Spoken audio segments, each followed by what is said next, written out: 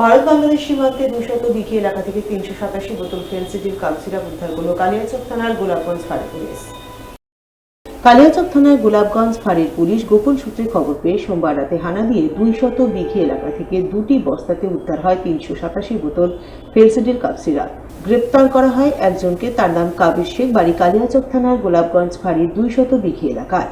উদ্ধার ফেন্সিডিলগুলোর বাজার মূল্য লক্ষাধিক টাকা। ধৃতকে মঙ্গলবার দুপুরে মালদা জেলা আদালতে পেশ করে 7 দিনের পুলিশি হেফাজতের আবেদন জানিয়ে তদন্ত শুরু করেছে পুলিশ। আগ্রাস্ত সহ পুলিশের জালে ধরা পড়ল এক দুষ্কৃতী। ধৃতের নাম মোহন হালদার, বাড়ি মালদা শহরের পুরাটুলি এলাকায়।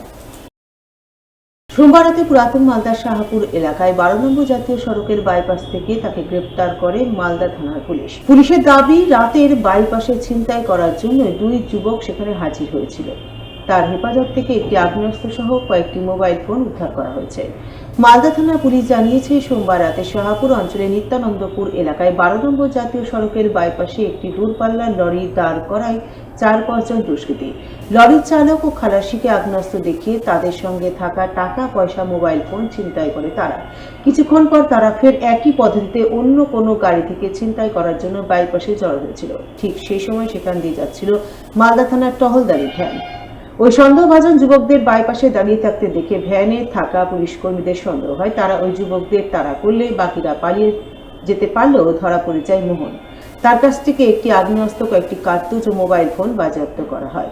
এরপরে গ্রেপ্তার করা হয় মোহনকে। তাকে জেরা করে ছিনতাই হওয়া লরির চালক ও খালাসির সন্ধান পাওয়া গেলে পুলিশ কর্মীরা তাদের হাতে খোয়া যাওয়া টাকা, মোবাইল ফোন ফিরিয়ে দেন। পলাতক দুষ্কৃতীদের খোঁজে পুলিশি তল্লাশি শুরু হয়েছে। রেল ইঞ্জিনে থাকার মৃত্যু হলো এক সিভিক ভলেন্টিয়ারের। ঘটনাটি কেন্দ্র করে ব্যাপক চাঞ্চল্য ছড়িয়েছে গাজলের ছোট কান্দর এলাকায়।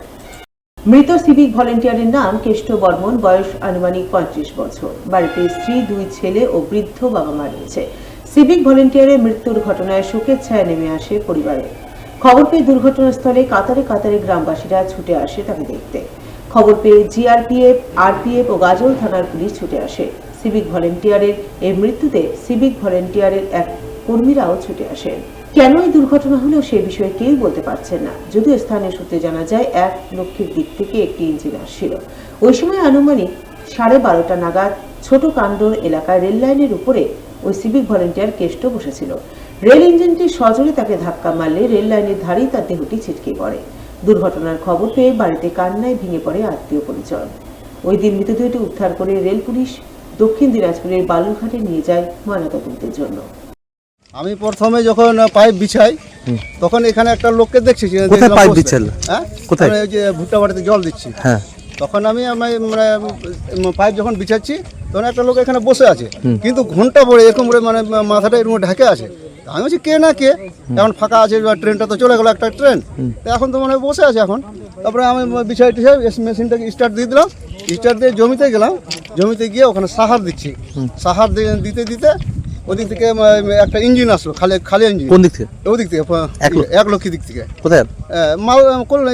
বালুঘাট গেল হয়তো। তো আমরা তখন হঠাৎ করে একটা শব্দ আসলো।